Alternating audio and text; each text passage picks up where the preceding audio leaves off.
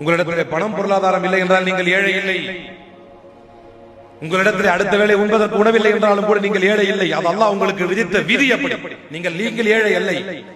ஏழை யார் என்றால் நாளை மறுமையில் அல்லாஹ்விற்கு முன்னால் நன்மைகளை இழந்து தன்னுடைய குற்றத்திற்காக பிறரின் பாவத்தை தலையில் சுமக்கிறானே அவன் தான் ஏழை. மறுமையில் ஏழையாகி விடாமல் நம்மை நாம் பாதுகாத்துக் கொள்ள வேண்டும். மறுமையில ஏழையாகிடக்கூடாது. உலகத்தை எப்படி வேணா இருந்துக்கலாம், இது ஏழ்மை கிடையாது. பில்கேட்ஸ் வரலாறு நீங்க எடுத்து படிச்சாலும் சரி, டெஸ்லாவுடைய எலான் மஸ்குடைய வரலாற்றை நீங்க எடுத்து படித்தாலும் சரி, இன்னைக்கு இருக்கக்கூடிய அம்பானியுடைய அப்பா திருபாய் அம்பானியுடைய வரலாற்றை நீங்கள் எடுத்து படித்தாலும் சரி, அவங்க இவ்வளவு தூரத்துக்கு வந்திருப்போம்னு அவங்களாலே நம்ப முடியாது. எலான் மஸ்க்லாம் ரொம்ப மோசம், பில்கேட்ஸ்லாம் பேப்பர் பாய். எலான் மஸ்க் கதெல்லாம் ரொம்ப கொடூரம். இன்னைக்கு உலகத்தினுடைய மிகப்பெரிய பணக்காரர், 3வது பணக்காரராக எலான் மஸ்க். ரொம்ப காலம் முதல் பணக்காரராக பில்கேட்ஸ், பேப்பர் பாய். சோ பணம் பொருளாதாரம் இதை தீர்மானிக்காது.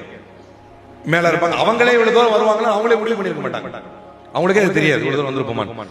சோ பணம் பொருளாதார ரீதியாக நீங்கள் மேல் உயர்வதும் கீழ்த்தாழ்வதும் அல்லாஹ்வுடைய விதி முடிவில் இருக்கிறது. உழைப்பை போட்டு அல்லாஹ்விடம் துஆ கேட்க வேண்டியதான், கூடியா அல்லாஹ். ஆனால் உண்மையான பணக்காரன் யார்? நாளை மறுமையில் தான் கொண்டு வரக்கூடிய நன்மைகளை அதே நன்மைகளோடு மறுமையில் நுழைய முடியும், சொர்க்கம் போக முடியும் என்றால் அவன் பணக்காரன். உண்மையான ஏழை யார்? தான் வைத்திருக்கும் நன்மையே தனக்கு பயனளிக்காத வகையில் அத்தனையும் பறிகொடுத்து விட்டு பிறருடைய தீமையை வாங்கி நிற்கிறாங்க இல்லையா, அவன் தான் உண்மையான ஏழை.